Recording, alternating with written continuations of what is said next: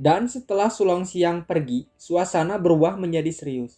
Karena Supeng Nian memutuskan untuk menemui pemimpin bandit sebelumnya dan meminta Su Xiao menemaninya ke penjara.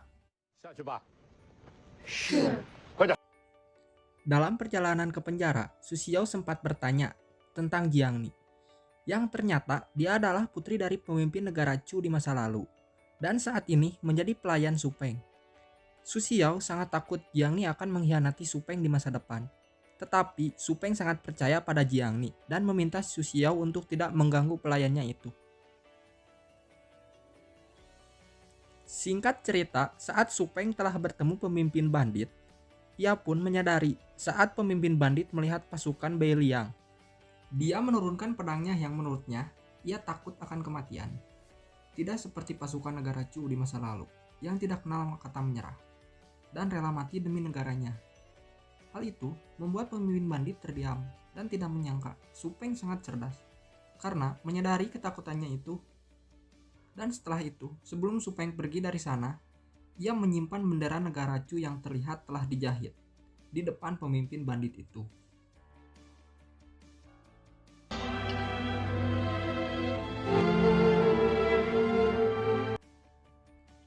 Kemudian, saat berjalan kembali, Su Xiao berharap Supeng bisa menjadi pemimpin pasukan Bai Liang menggantikannya. Tetapi Supeng tidak tertarik dengan hal itu.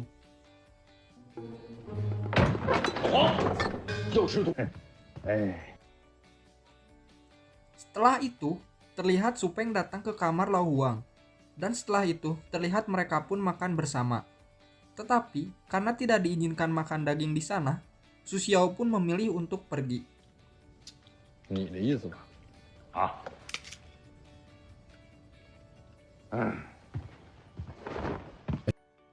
Dan setelah Su Xiao pergi, Lao Huang pun meminta Supeng untuk belajar bela diri. Tetapi Supeng sempat mengira bahwa Lao Huang mengatakan hal itu karena perintah dari Su Xiao. Namun Lao Huang menyangkal hal itu.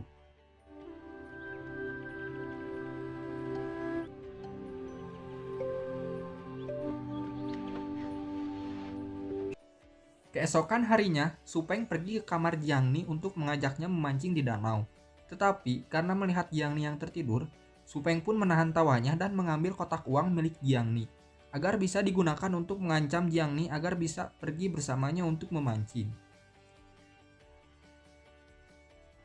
Di sisi lain, Lao Huang dan Sulong yang menunggu di tepi danau. Hingga akhirnya mereka pun tertidur. Ternyata wanita berbaju putih juga berada di sana, tetapi ia hanya tertarik dengan pavilion Tingchao yang berada di belakangnya. Dan saat Supeng datang, terlihat banyak pelayan di sekitarnya. Di sana, Supeng bertanya, siapa nama dari wanita berjubah itu?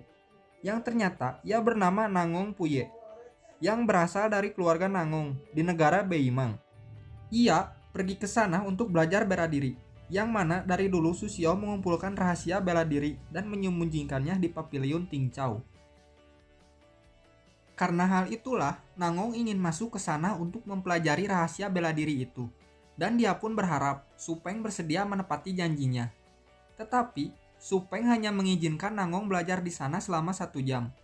Tetapi, jika Nangong bersedia menjadi pengawalnya, selama beberapa hari, dia akan mengizinkan wanita berjubah masuk ke pavilion sesuka hati. Mendengar hal itu, Nangong pun langsung setuju. Dan tiba-tiba, seorang pria datang dan berlutut di hadapan Supeng. Yang ternyata pria itu adalah salah satu dari 6 anak angkat Su Xiao yang diketahui bernama Culusan. Di sana, Culusan mengajak Supeng untuk melihat seorang wanita di rumah bordil yang menurutnya memiliki tarian yang sangat bagus. Mendengar hal itu, Supeng pun langsung setuju dan meminta Sulong untuk tetap memancing di sana bersama Lao Huang.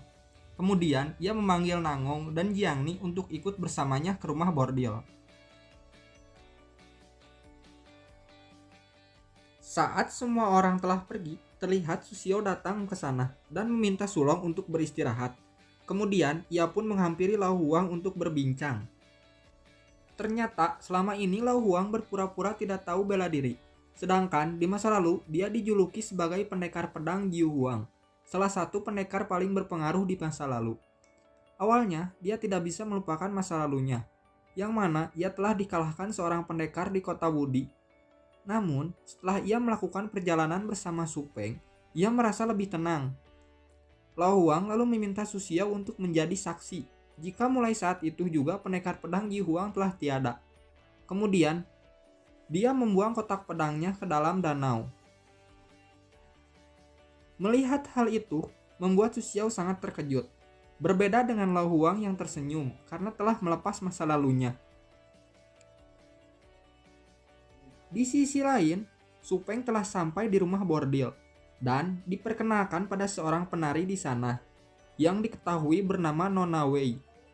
Dan di sana, Nona Wei menawari untuk melihat tarian yang hanya bisa dilihat oleh kekasihnya. Dan karena Supeng berada di sana, Nona Wei menawarkan tarian itu untuk ditunjukkan pada Supeng. Namun dengan syarat, Supeng harus melihatnya seorang diri. Supeng pun setuju dan mereka berdua pun berganti kamar. Setelah itu pun, Nona Wei mulai menari.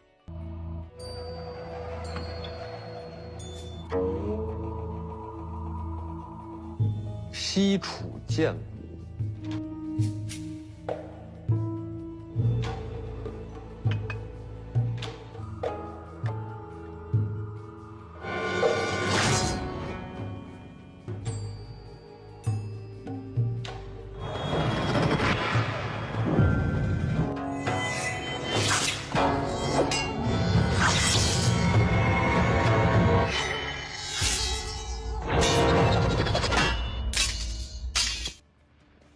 你是楚人吗？你就不应该用剑舞。 Ternyata Nona Wei berniat untuk membunuh Supeng, namun harus gagal. Kemudian dengan sangat marah dia menegur keluarga Su yang telah menyerang negara Chu dan telah membantai semua orang. Di sana Nona Wei berniat bunuh diri, tetapi dihentikan oleh Supeng. Kemudian Supeng pun meminta Nangong memanggil Jiang Ni.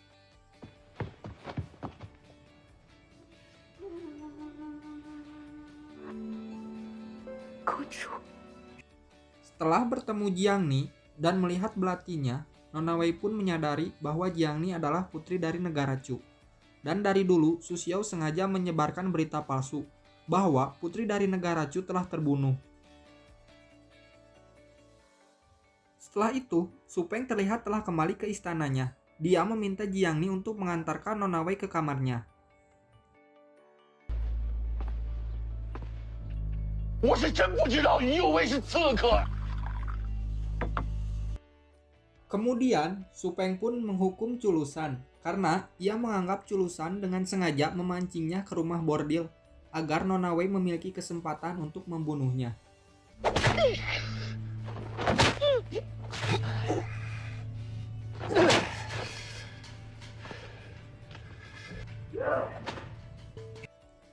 Berita tentang Culusan yang disiksa dengan cepat menyebar ke tentara dan para jenderal, yang membuat para jenderal datang satu persatu ke sana menemui Supeng.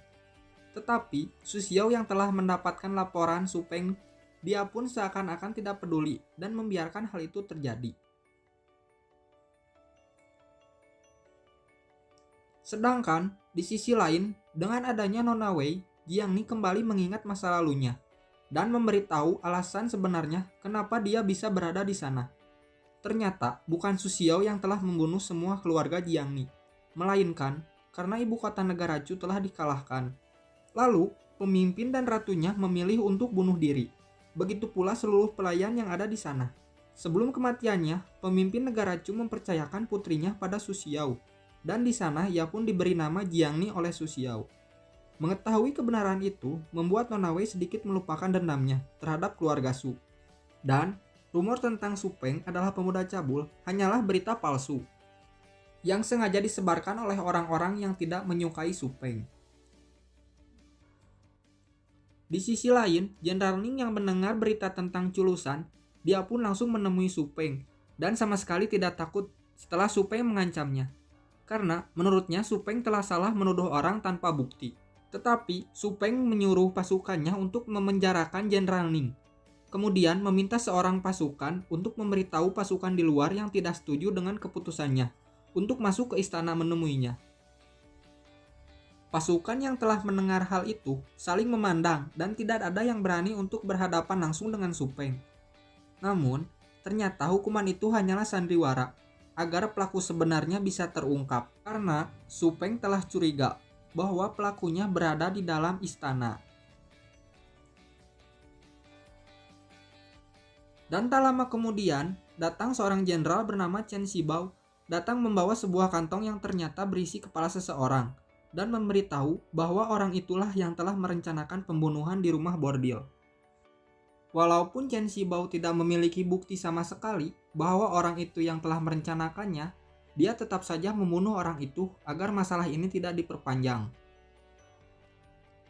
Kemudian, saat Chen Shibao dan Su Peng berbicara berdua, kita pun diberitahu bahwa telah banyak orang yang mengatakan bahwa Chen Shibao adalah satu-satunya orang yang pantas menjadi Raja Beiliang dibandingkan dengan Su Peng yang menurut semua orang tidak berguna.